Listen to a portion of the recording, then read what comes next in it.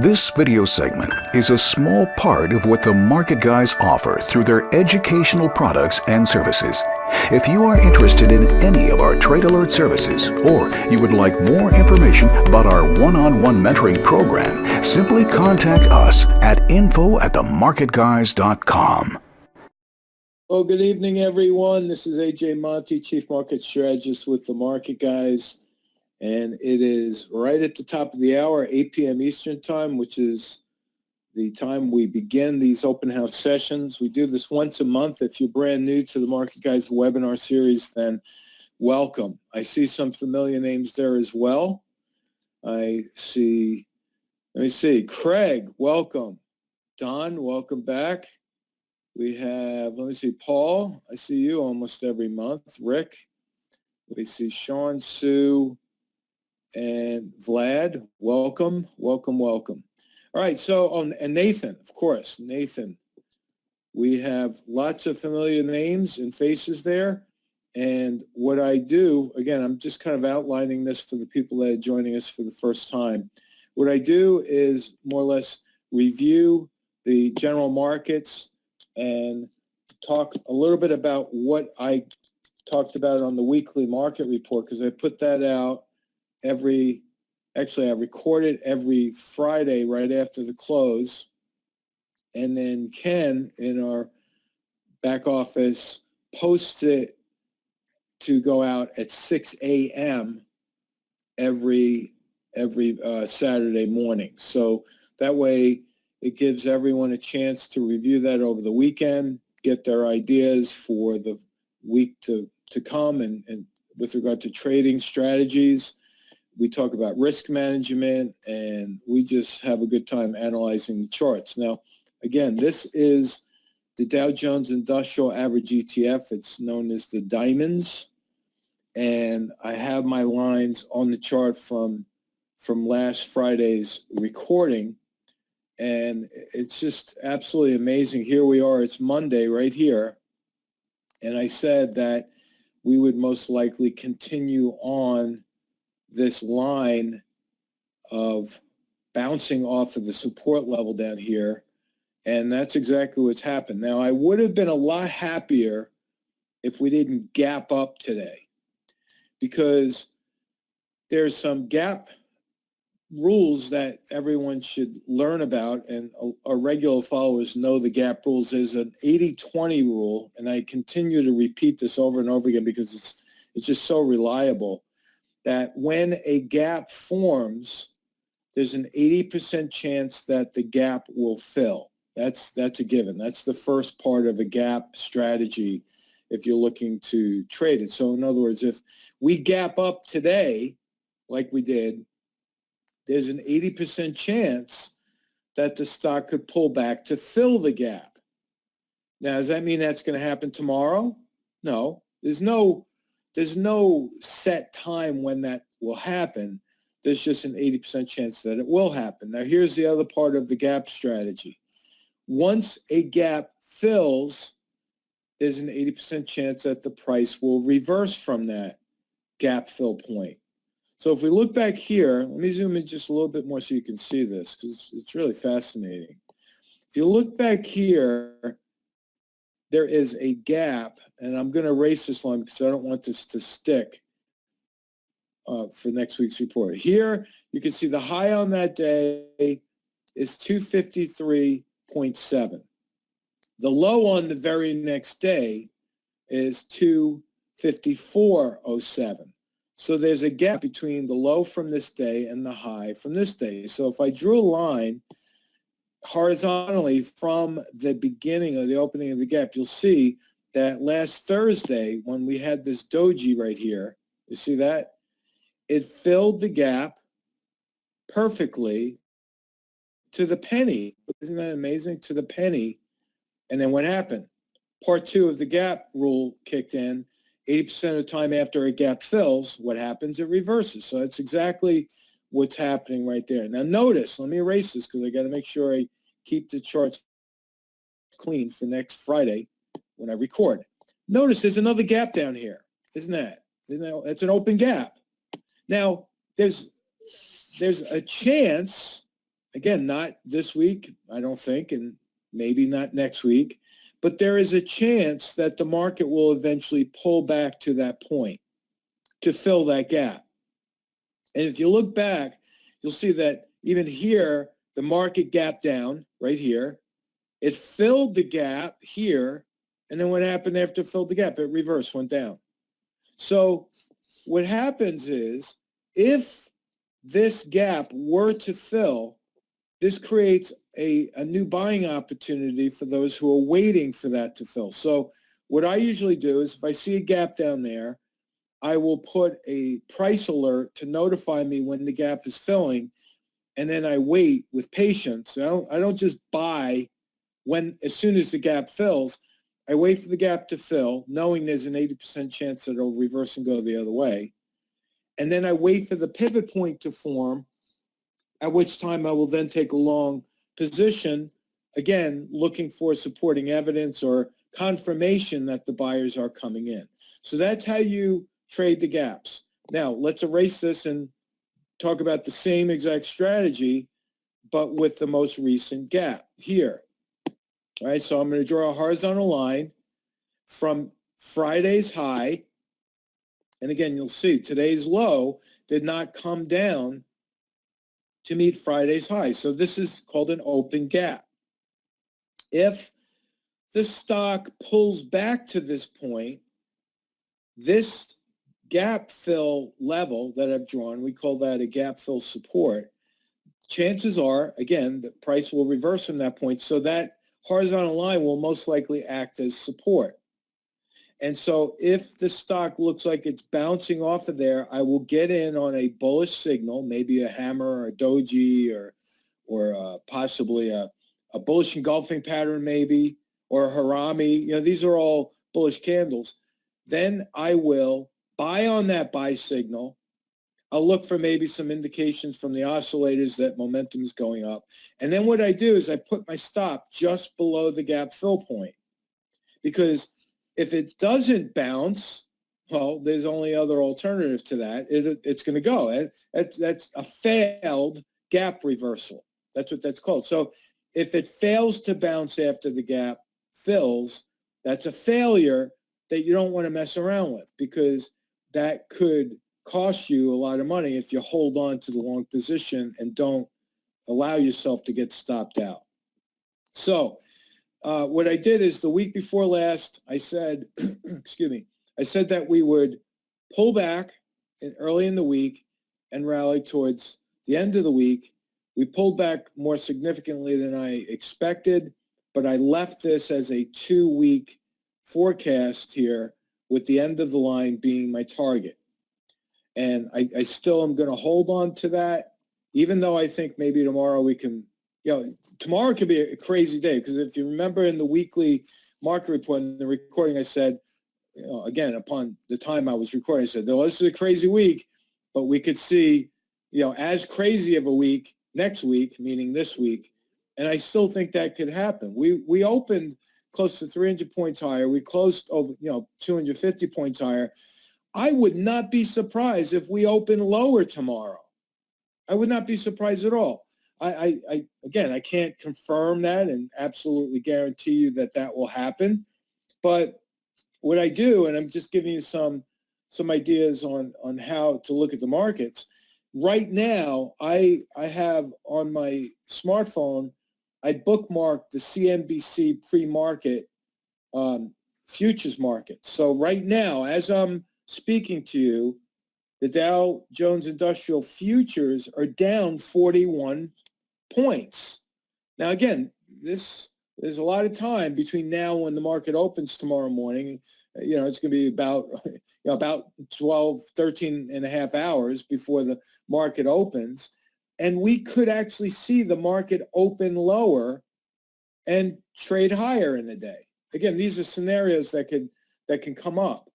And so I look for that as an opportunity, and you should as well, because, again, we follow the signals that the masses follow, because if the masses are following a particular signal, think about this, it should make common sense to you.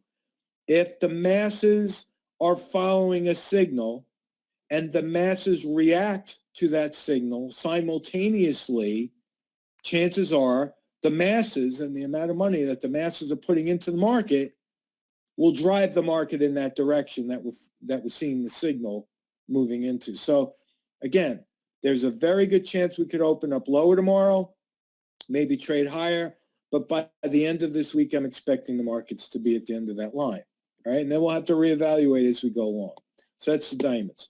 Again, if you have any questions, type them in. That's what we're here for. You know, Kenny is in the back. He's recording this. He's helping me. If you have any questions about what I've just said, then ask away. Rick Rick made a comment. He goes, hey, hello, AJ, you flooded out there. Well, I'm at my place in Orlando. I had to move out of Cedar Key because they closed all the roads, and it's still not over. We had a little bit of a break in the rain today, but it looks to me from the radar out in the Gulf, off of the coast of Texas, there is something brewing out there that I'm not happy. You know, I often use the analogy of forecasting weather to, you know, to forecast the market. It's really very similar, very, very similar. And I've even, I think I wrote about it in my book. I can't remember. I wrote the book so long ago, but my degree is in aerospace, and a big part of my degree is weather, knowing how to analyze weather. You know, not just isobars and storm fronts and temperature fluctuations and, you know, cloud formations. But to give you an idea, if I'm looking at the charts and I see a bullish engulfing pattern, let's say, right? If I see a bullish engulfing pattern, or if I see a bearish engulfing pattern like we see back here, see this? This is a bearish engulfing pattern. It's a big, long red candle that engulfs the previous green candle. You see a bearish engulfing pattern here as well. So if you see a bearish engulfing pattern here, you see a bearish engulfing pattern here, and you're not out of your stock yet, well, you have no one else to blame if you lose money except for yourself, because these are very bearish signals. Again, going back to the weather, if I'm getting ready to take off in my plane and I see a cumulonimbus, also known as an anvil head, aka thunderhead, and I decide I'm going to take off and I see that big cloud formation, well, I have no one to blame but myself if I wind up crashing that plane, because I shouldn't have taken off on the ground to begin with, right? So this is how I look at it. I look at weather. I analyze weather. I'm actually very good at forecasting weather as well, but I take those same principles of forecasting and I apply that to the market. For those of you who have been through my presentations with regard to price and volume and how they relate, volume is equivalent in the weather world, the measuring of the wind. How strong is the wind? The wind can tell you how forceful that storm is going to be as it's approaching you. Same thing. Look what's happening here. You see the wind or the volume going up as the price is going down? Well, look at here. Look at this. See this? We have increased volume, increased volume, increased volume. Drop in volume on a doji. What does the drop in volume mean? It means the downward force is subsiding, right? It means the sellers are losing momentum. When you see a doji on lower volume, that is a high probability candle that the market will pivot and go higher from that point, all right? Hey, David, I'm just saying hi to you. I see you typed that in. Good to have you. All right, so here we go. Let's go to the spiders, okay? SPY, it's the S&P 500 ETF, and I'm going to go from the spiders, I'm going to go to the VIX because they are inversely related. And look at that. Here we are. My forecast lines are on the chart. I said we would move up this week. I didn't say we would pull back first. I said we would most likely just go right up. Why? Same thing. We had almost the doji. We've had a big, strong green candle, a lower shadow, a long shadow underneath. And look at this. We're almost halfway to my target price. Now, notice what I pointed out in the diamonds is also happening in the spiders. We have a gap up. So between now and Friday, again, I wouldn't be surprised if we pull back a little bit to fill the gap and then go up. Just because I drew a diagonal line there doesn't mean that the market is going to follow AJ's diagonal line. No, that's the short-term trend that I am forecasting with the target price attached. So we can come back. We might even go up tomorrow, then come back. It's hard to say, but that gap is something you want to pay close attention to. Focusing on that gap once again, understand that if you bought into the market on the opening today and tomorrow we're a little bit higher, there would be nothing wrong with taking a short-term profit, knowing that this gap is a high probability chance of filling. Right, David? David is a futures trader. David and I have talked many times on the phone, texted even more times through our smartphones. David trades futures. He trades the minis. He's trading. He's an active trader. So if someone like David, forgive me, David, I'm not going to mention your last name to protect your privacy, but if someone like David is trading because he's getting in the morning, he wants to get out by the afternoon, or maybe he gets in the morning on the gap, he's going to see if there's any follow-through the next day. Any kind of a negative signal at this particular point here, with knowing that there's a gap below, that is going to be more of a motivating factor to take your profits at that point and just run. Right? Again, repetition. I keep saying this over and over. You cannot lose money taking profits. You cannot lose money taking profits. But you can lose a lot of money by holding on to losses. All right? So don't do that. Just cut the losses short, let the profits run, and be done with it. Now, looking at the bottom part of the chart here, we have the blue line. Let me just zoom in just a little bit more, because the oscillating indicators down here, stochastics being on top, CCI being just below that, you can see that stochastics is still moving up. The percent K, which is the blue line, is still moving up. The CCI is still moving up. Now, once the CCI, and I want you to pay more attention to the CCI than the stochastics. CCI is more sensitive to reversal points. Stochastics is great for showing momentum in comparison of price action to the close of the day, right? So that's what stochastics does. CCI, very sensitive to pivot points. So once the CCI starts moving up over this horizontal red line, then by definition of that indicator, once the CCI starts going over the plus 100 line right here, the red line, then the market by definition is getting overbought on the short term. So again, for the short-term traders that are out there, or even the option traders, if you have a long position now and you're capturing this upward momentum and you're watching the CCI, if the CCI goes overbought and then all of a sudden you start to see it hinge lower, boom, option traders put on a hedge or get out for a profit. Short-term traders, get out, take your profit, and wait for the gap to fill and follow the CCI in the next buy signal. You see, there's no need, once you get out of a position, there's no need to immediately hop back into that same ticker symbol. In fact, what I tell people is trade another ticker symbol. Hopping just for a second, I sold my SLV position, right? Why did I sell my SLV position? Well, you got a sell signal on the stochastics. You got a sell signal last week on the CCI. Well, when I sold my SLV position last week, where did I put my money? Did I stay in cash? No.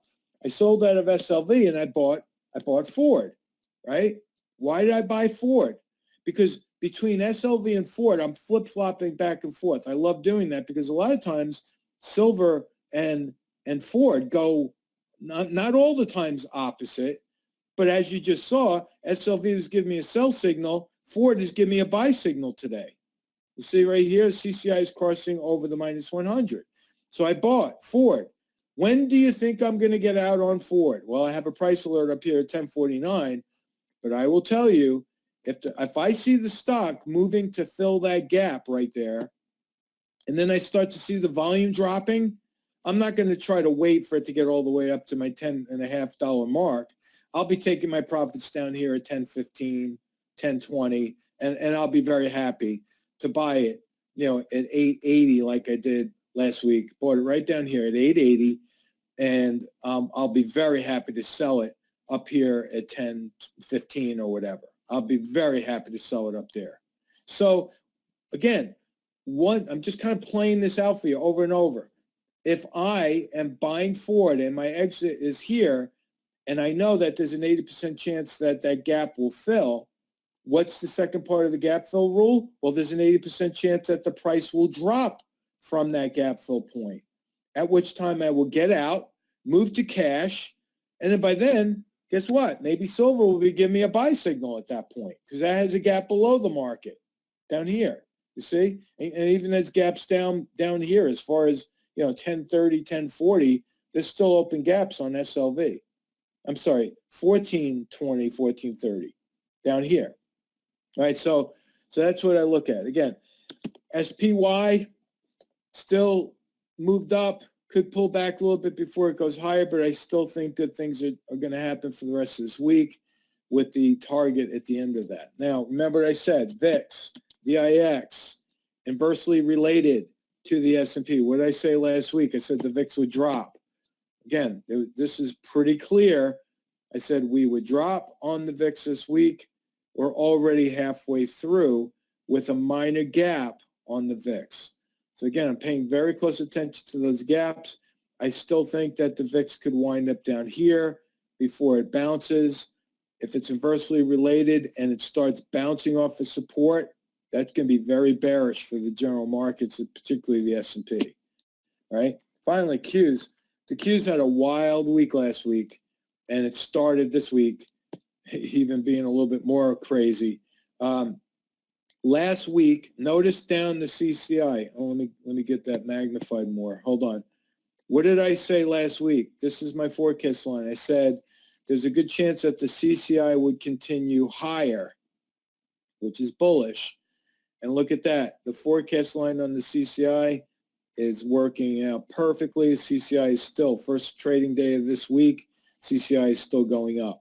Now, this is a really big move because this is a 1.5% move for the Qs today alone. All right. Now, one thing that's a little bit different on the Qs than what we see in the S&P, the diamonds, is that while the Qs gapped up today, it also gapped up on Friday. So we have a double gap now below the market. All right. Again, look what happened last week. This was a gap. It filled, and then it reversed, right? Here was a gap. It filled, and then it reversed. You see? So, again, gaps. Oh, look at this one. Again, look at that. It gapped up, went up, pulled back, filled the gap, and then reversed. So high probability of reversing with that 80-20 rule. Make sure you learn about it. If you're not trading it, at least know about it because guess what? If you know about it and you know that the masses follow it, then at least you're aware of what the masses are doing, right? That crowd mentality is something you could take advantage of or simply beware of, right? So now the Russell 2000, more broad-based index. You had a crossing here. The K crosses the D. That was a buy signal last week. You had a buy signal down here last week when the CCI crossed. This did not gap up, or maybe it did. Hold on, I got to read that for a second before I might have spoke too soon. The high is 1494.65. The low, 1496. Yes, so this is a small gap up on the Russell 2000. Now, that's a little bit more significant because we're not talking about the Dow 30 or the S&P 500. We're talking about 2,000 stocks in an index that have now gapped up. And the Russell 2000 rarely has wide gaps. They usually have the Russell 2000 because there's so many stocks in it. Generally gaps. When it gaps, it's small gaps. You can see back here, very minor gap right here. But after it gapped up, it continued up a little bit, came back down, filled the gap, right here. See, in this area, this little gap fill area. And what happened? Boom, reversed like clockwork. You know, I could go back and look at any chart, really, any chart. And the same thing will happen where we look at gaps. Again, you can see that the Russell 2000 doesn't gap all that much. But if you look at any other stock, chances are you'll see gaps there. I just got to check for questions before I go. All right. Lloyd, okay, here we go. We got people typing in some stock symbols. So David, you're in Rhode Island right now. Gorgeous, gorgeous state. Wow, beautiful. Hope you have a nice weather up there. All right, so Lloyd has a question. Would you take a short position on SPY before the gap fills? Let's go back to SPY because that is a very good question. I would say yes. Only if I get a strong confirmation in the oscillators. All right, now this is important. It gapped up today, but the oscillators, both the stochastics and CCI, are still showing upward momentum. So I'm not going to step in front of that freight train. But if tomorrow I see the market up and then the CCI starts to hinge or starts to pivot lower, then I would consider it. And if I were to trade it on the short side, what I would do is I would put a very tight buy stop in place. And again, for those who are brand new trading, you may not know what a buy stop is, but shorting is when you make money on the way down. So your risk is to the upside, right? And so if you're trying to trade the markets on the way down, you have to put some type of a protective measure in place to protect yourself in the event the market goes up, right, Rob? Rob knows about that, about shorting the market. And so I don't like shorting this market right now on very short term when I have, a cloud hanging over my head that, any moment, China might agree to something in a trade negotiation, right? What happens? A tweet goes out. Oh, good news from China. Boom. Market's up 500 points, up 800 points. And so it's very hard for me to get myself to short the market. I feel better doing a strategy like I'm doing with SLV and Ford because I'm interchanging. And, I get out of one long position and then I take a new long position in a different stock that's giving me a buy signal. I feel more comfortable that way because I feel like I have more control over the individual stock than I do the general markets with all this volatility. So hopefully that helps you out there, all right? And David has a stock symbol, Cisco, all right, looking at Cisco as a put sale candidate. Let's look at that CSCO. CSCO is the ticker symbol for Cisco. And a quick lesson for those who've never traded option.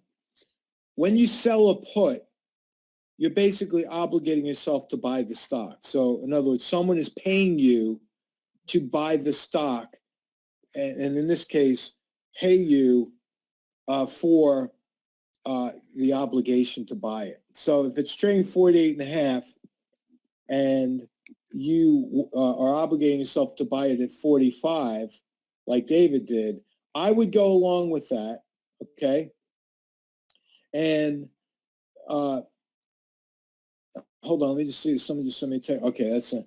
So if I'm seeing that there's a pivot point down here, right? Like it's showing here. Friday it closed with a Harami, which is bullish, and 45 is down here.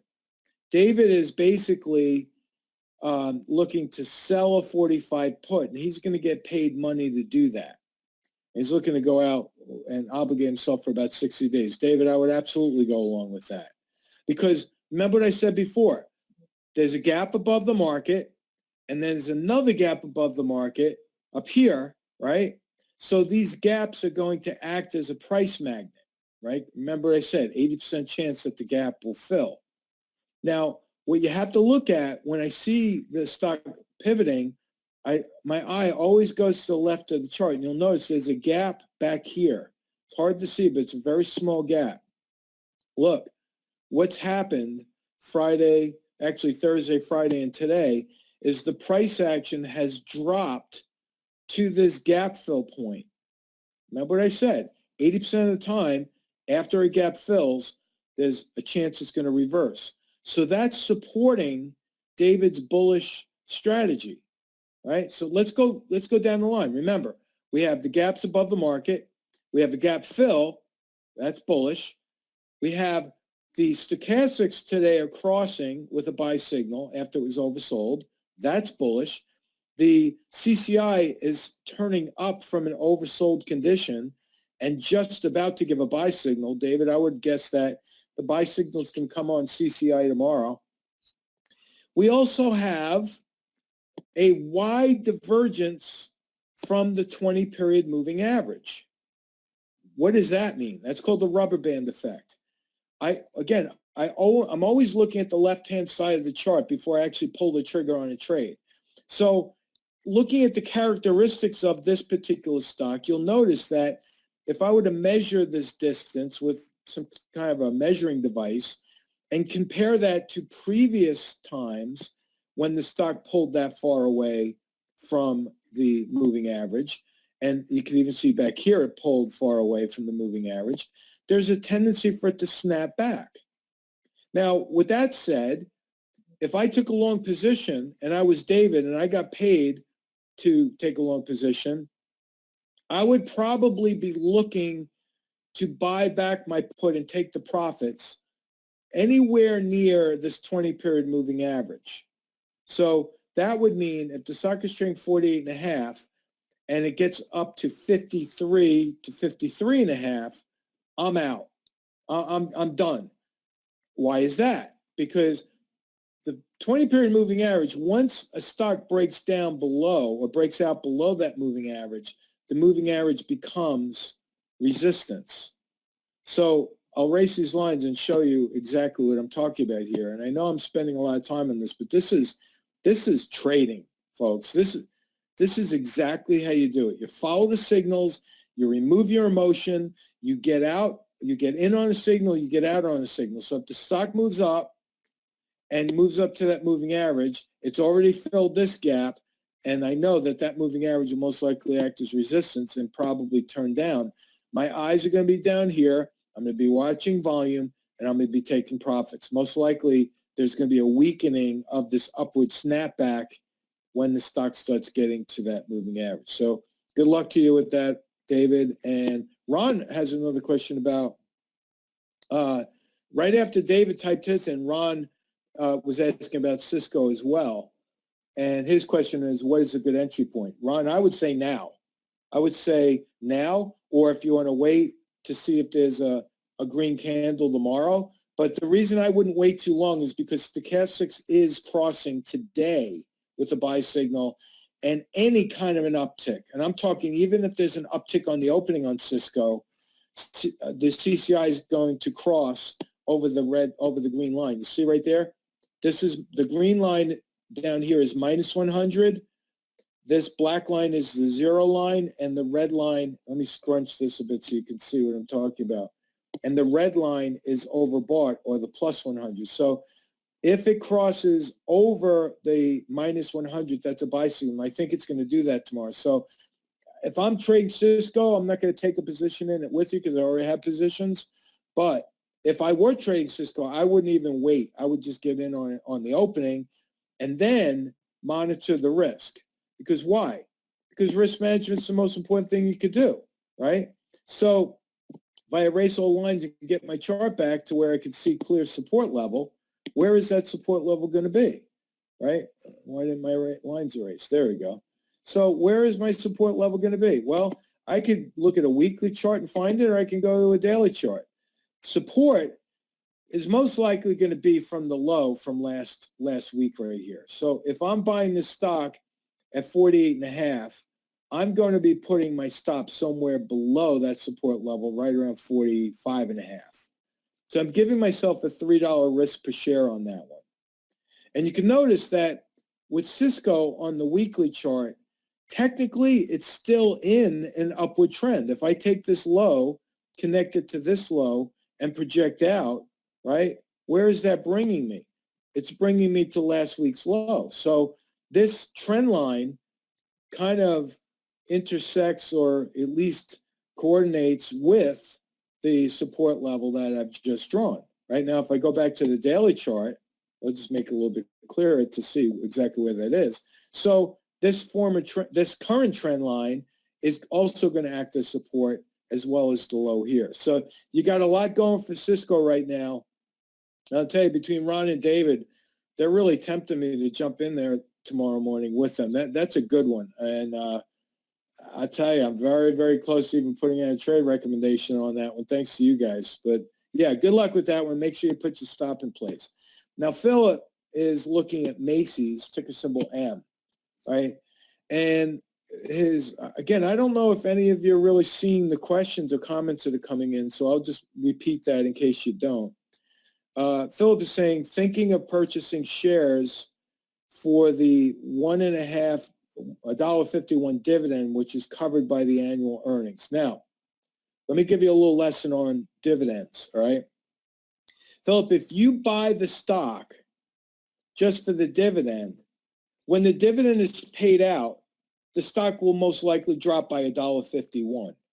That's how it works. When they pay out the shares, the stock usually drops by almost the same exact amount, unless there's some kind of a buy recommendation that goes out on the pay date. So again, that's your choice, but I don't like the chart on Macys because if you're buying it for the dividend just to get $1.50, you get paid $1.50, but then all of a sudden you lose $2 on the share price. What good is that, right? All right, you got paid $1.50, but now your cost per share is dropped because the stock is dropping. So I don't like that one because Macys, for a long time, Macys has been in trouble here since you're going back here all the way to what is that? That's October of 2018. This thing's been in trouble. I mean, it's trading $16, and just a little over a year ago, this thing was trading $40. And you know what? Look at the weekly charts. Look at this. Remember, today's just Monday, so you can't count today's volume. See, this volume each and every week is increasing as the price is dropping. Look at that bearish engulfing pattern. Bam. Sell it there. Uh-oh, too late. Uh-oh, bearish engulfing pattern right there. Sell it there. Uh-oh, too late. Bearish engulfing pattern right there. Crazy. Bearish engulfing pattern right there. I wouldn't touch this one with a 10-foot pole. So I don't like it as a dividend play. But then, again, I'm not making a recommendation on this, but if you look at Ford, they're paying 15 cents a share, 15 cents a share on a stock that's $9. All right, what is that? 6%. I'm just doing quick math. Is that 6% annual ROI on that? I mean, I'd rather hold Ford for the long term, knowing it's going up, than to try to get a dividend play on Macys in a stock that's going down. So again, that's your choice. But the technicals are not looking good, and I'm not even quite sure the analysts are going to come out there and even support that. You see. So David, let me go to David, because David, do you see any significance on the SPX that the 50-day EMA and the 200-day EMA have been acting as resistance and support? Well, David, I'm going to put the SPX up there, but I'm not going to change my charts to EMA. I don't use exponential moving averages because I like the daily ones. I like the daily simple moving average. But there's going to be very little difference here. If you look, again, the 50-day moving average is going to be higher than the 20, obviously. So if the 50-day moving average is going to act as resistance, and I think it could, I don't know if the 200-day is going to act as support. Right now it will, but what I'm saying is looking at the SPX, because we analyze the SPY, overall, this is still in an upward trend, okay? But what you have is called a broadening pattern. This is what a broadening pattern looks like on the weekly chart. Here you have a low. I'm going to connect that to the lowest low in recent time and expand out. But notice, you have a high here, followed by a higher high here, followed by a higher high here. This is what I'm talking about. It's not a triangle pattern that goes the other way. It's a broadening pattern. And so you gotta look at that and be very, very careful, because this usually tells us there's volatility on the horizon. If you're trading the SPX, right, and if you could, put in a comment that gives me at least an indication of what your intent is here, all right? Because, David, if you're deciding to take a long position, then I can at least show you where the risk points are. If you're thinking about taking a short position, I could do the same. But looking at the broadening pattern, you could see what I'm talking about. So let me see if it type something in there, and it takes a little while, so I'll try to get that. Let's see. Did it come through? No, I'll wait. But all right, let's say you're taking a long position. All right. Your stop level, let me erase all this. Your stop level is going to be below the recent lows from last week. Okay? Again, keep checking here. I don't see it. So right here, you have a support level. So if you're trading options or the index, or you're trading anything within that market and you're using the SPX as a guide, you're going to start putting alerts down here below the support level, right? On the upside, you can see that there's resistance up here. I just go straight. These are called flatline support and resistance areas. The moving averages are always going to have that effect of support and resistance, always. And so you treat those as though you're drawing a support and resistance line. But right now, the SPX, the S&P is in this, it's in the trading range right here. You see, and it's a pretty wide trading range. There's a lot of play in this area. You see, so again, if you take a position, you got to be putting risk management strategies in there in the process. Otherwise, you're going to get slammed. Okay, David comes back. Another David. Cisco, good. CCA and stochastics. Yes. Okay. All right. So that's good. All right. Now, let's see. Looking at Don. Oh, Don brings up Baidu. I love Baidu. I actually have a position in Baidu. Looking at Baidu, interesting thing happened today. It rallied. But here's what's most significant. Now, let me finish Don's comment here. It said Baidu bought 100 calls Friday for $3. I'm guessing these expire on Friday. All right, correct me if I'm wrong. When would you sell? All right, good question. Here's when you would sell out of a long position. When you see any weakness in the buy side or any strength coming in on the sell side. Now, I don't want to talk with forked tongue here, but let me explain. As I zoom in, you'll see that Baidu went right up to the 20-period moving average. There is a gap fill point right here. See that? Also notice the stock gapped up. So here's a stock, again, applying all these gap trading strategies. Here's a stock that's caught between two gaps. So you got a magnet to the upside, a magnet to the downside. Well, which force is going to have its way with this stock? Well, right now, momentum indicators, stochastics and CCI are going up.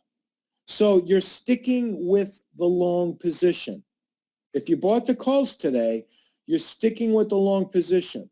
However, if the stock goes up to fill the gap tomorrow, and you see that happening on lower volume, bail out, Don. Take your profits and run.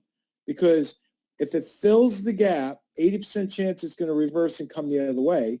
And the drop in volume is going to be a signal that's telling you the buyers are running out of momentum, right? So you have to pay attention to volume, because like the VIX, which is a leading indicator, volume also is a leading indicator. And so volume is important, CCI is important, the gap fill area is important. Now, again, if you're buying options out of the weeklies and it goes all the way up to fill the gap, yeah, that means that that Baidu still has another $2 to go on the upside. So again, you can't hurt taking a profit. Here's something, I don't know how advanced you are in your option trading strategies, but there's a way that you can keep the calls if you spread it. So again, forgive me, equity traders, if you don't know what I'm talking about, but I'm trying to help Don here.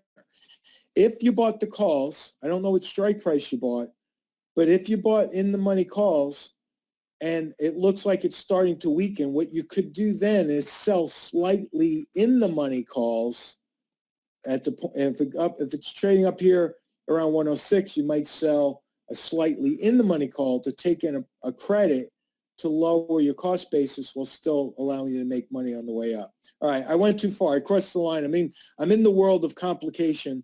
I'm not going to do that to anyone. I want to keep it super simple. So let's move on to the next stock. High says TXT.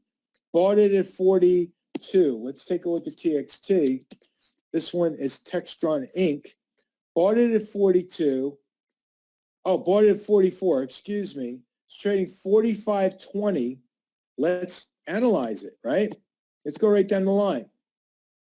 Gap filled today. Boom. Volume dropped today. Uh-oh. That's a negative. That's a big negative. But the indicators here still showing up with momentum.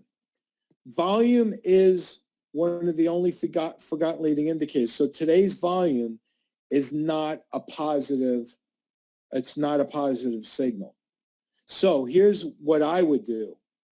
If the momentum indicators are still showing upward momentum, you're like scratching your head going, oh man, this is a tough one. The volume is telling me weakening buying, but the indicators are telling me still go. Well, guess what? Sell half.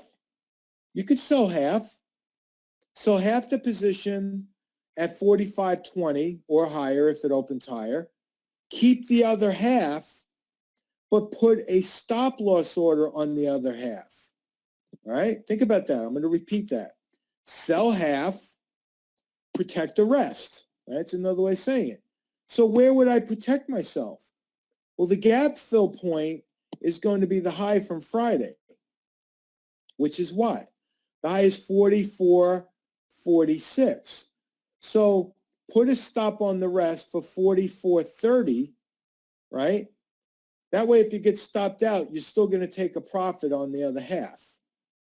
If it goes higher and fills this secondary gap that's up here still left open, right, minor, if it goes up to fill that gap, then I would sell the other half of the position up here, take my profits at 46.70 and run, and then just wait for the stock to give you another buy signal. This looks like a good trading stock, and I don't think it's one that you should regret selling. Even if it goes up, I don't think you should regret selling it because I think the stock will most likely give you another chance to get in there. Hey, Gene, how are you? I'm glad to see you on there. Hope you're having fun out there in California. Gene's question is, long Amgen. Let me pull this one up because this is going to be an option question. I know Gene is an option trader. By the way, Gene was one of our mentor students. Didn't know much about options when I first got a hold of him, and now he trades options like a pro. I'm very happy to see Gene on there. Now, Gene's question is, Amgen, long Amgen 175 January calls. The January calls are just that. They expire in January. He bought the 175s, and he short the September 185s. All right? How to get the short price up to current market? Roll over September to November. I wouldn't go as far as November, Gene. Here's what you do. You want to try to roll the short side of the spread for even or a slight credit. So let's look at the option trade screen for a second, all right? If you have, I have to focus on the 185s. All right, I got to close my chat box to get to my option screen. So if you short the September 185 calls, they're going to be traded for around $22, right? The trade lasts $22.40. So keep $22.40 in mind. If you could roll up to October, right, and get anywhere close to 190 for the same price or even, all right, I see where you're going with this. You're not going to be able to do it for even. You might have to take a small loss, or you might have to pay to roll out. I would not go to November. Here's what I would do, Gene. I would buy back the September 185s for 22 and change, and I would sell the 190s for around 19 and change. Now, what you're doing is you're basically rolling up your obligation sell price. So what you're doing is you're spending roughly $2.50 to capture a $5 profit. So think of it this way. You're buying a $5 bill for $2.50. That's a good deal. And as long as it stays over 190, which there's a very good chance it could, because if you look at the role reversal area here, there's resistance from the July highs. I'm having a long delay in my chart. I don't know why. I'm trying to erase my screen here. Here we go. So there is a role reversal, resistance broken, turns to support right around 190. So, Gene, if you spend the $2.50 to roll up $5, you're probably still going to make money because there's a good chance the stock is going to bounce and stay over 190. So I think that's a good deal to do that. So hopefully that helps you out on that one. And, you know, Gene, if you got any questions tomorrow, just call me. I'll help you with that one.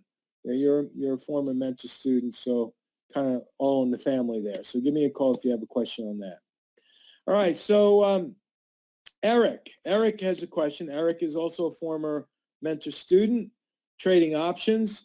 Hi, AJ, hope all is good. Yes, it is. Thank you very much. I'm just trying to stay dry down here in Florida while you're keeping cool up there in Canada. All right, I have two credit spreads on TSIA.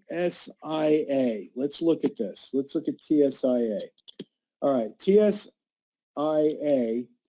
is a bear call spread and a bull put spread. So what Eric has is Eric, is this a U.S. stock? Because I do not. It's coming up as a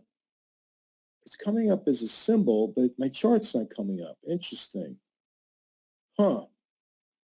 All right. Well, what Eric has on is a condor, and it's when you take a bullish and bearish strategy on the same stock. Eric, I am so sorry. I do not have a chart coming up on this one. I don't know why. So again, like I offered Gene, your former mentor student, call me tomorrow, or maybe we can Skype and I'll maybe look at your chart and give you a better idea. But I don't want to answer that blindly. If you have September's, obviously you want both of the spreads to expire worthless and you're in great shape. So that could help. All right, Eric, I'm going to have to pass on that until I get a chart up. Right, here's a question from Ken. Ken's question is, let me put up a stock that at least looks good. TS, well, we have the TS out there. Let's go. Let's go crazy and put Tesla up there. Oh, talk about crazy, right? Yeah, Elon Musk. But brilliant at the same time. All right, so Ken's question is, it's a strategy question. They sometimes buy a stock, example, PEGI, ahead of the ex-dividend date and then sell a day or two before. Seems that the shares frequently anticipate the ex-dividend date and rise. Do you agree? Yes, but here's the thing. I do agree, but like I said before, a lot of times the stock will drop in the same amount of what the dividend is being paid. You'll many times see stocks rally just before the earnings announcements as well. And the reason for that is that, according to Dow theory, the charts discount all the news ahead of time. So if it looks as though a stock is getting ready to pay out a good dividend, or they're getting ready to announce earnings and possibly meet the earnings, traders and speculators start to get in ahead of time to beat the rush, And then as soon as the news is announced, the stock goes the other way. Very, very common that you see that happen. So keep that in mind as well as you're playing the dividend. I don't play stocks on the dividend unless I'm looking to invest in the company and hold it for a while. You know, companies like even though Freeport-McMoRan, FCX got slammed, they do pay a good dividend, and I think they'll eventually bounce and recover. But there's a big difference between trading a stock and investing in a stock. There's completely different strategies there.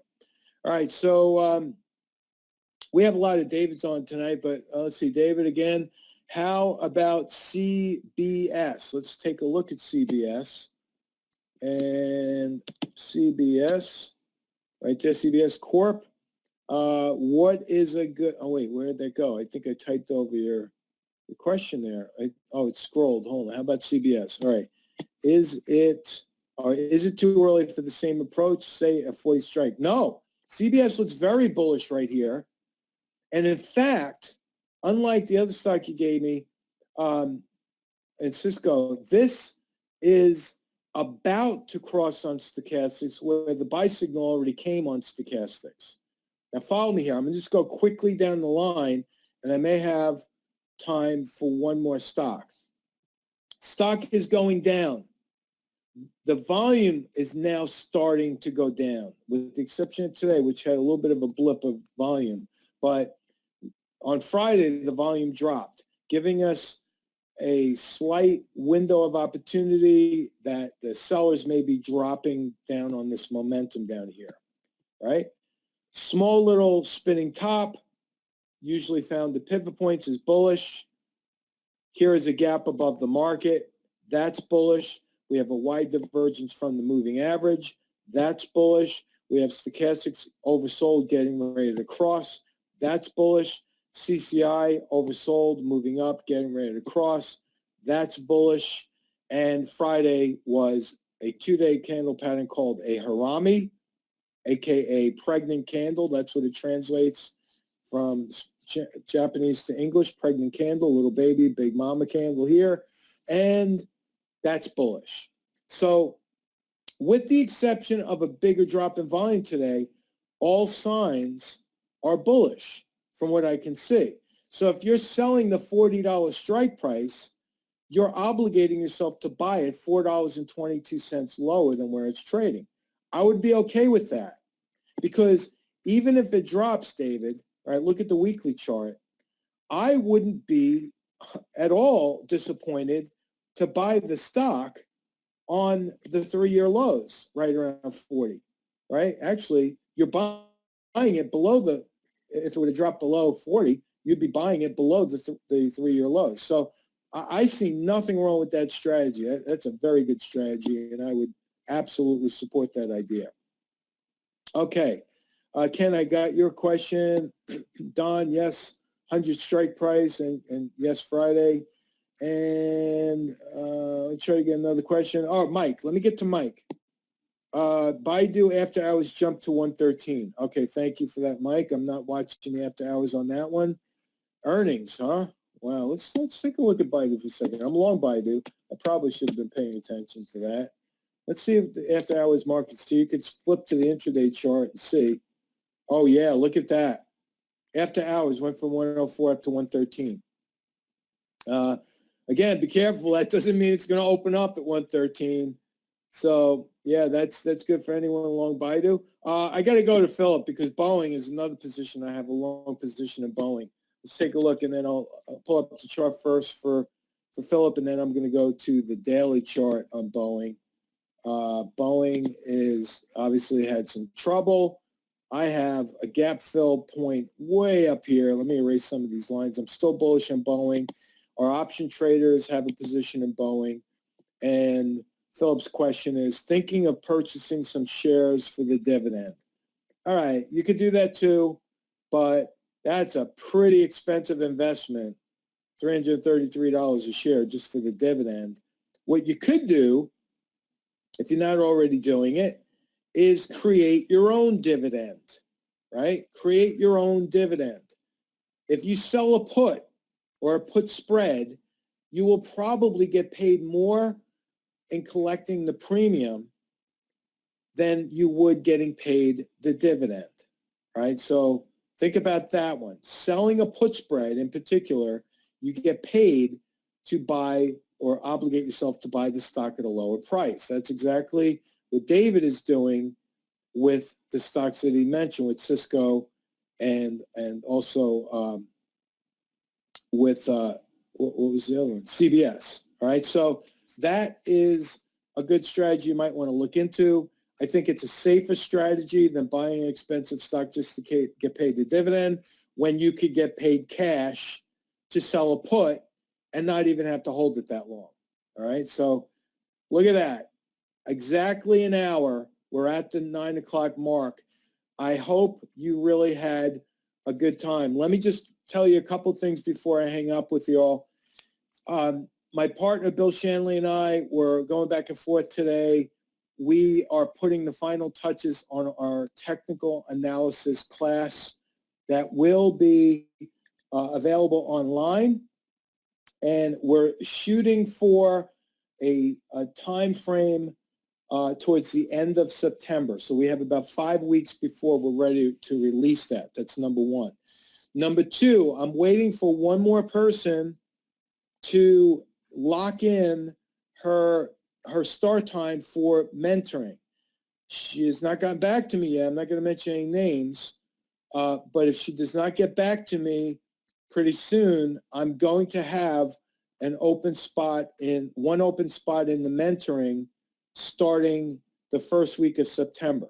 Right? So if this person doesn't get back to me to lock in that class, they express interest, but they don't lock it in, I'm going to open it up to the next person who comes to me interested in mentoring. So keep that in mind. If you're interested in mentoring, getting one-on-one, then right there, send me an email and I'll be very happy to call you and talk to you about that. So I went 1 minute over. I hope you're okay with that. Everyone, have a great day tomorrow and the rest of the week. Keep your stops in place. Keep calm. Don't let your emotions get you all worked in a tizzy. Follow the charts and remove the emotions. And I think we're going to have a good time in this market. So have a good night. We'll talk to you soon. So long. This video segment is a small part of what the market guys offer through their educational products and services. If you are interested in any of our Trade Alert services, or you would like more information about our one-on-one mentoring program, simply contact us at info@themarketguys.com.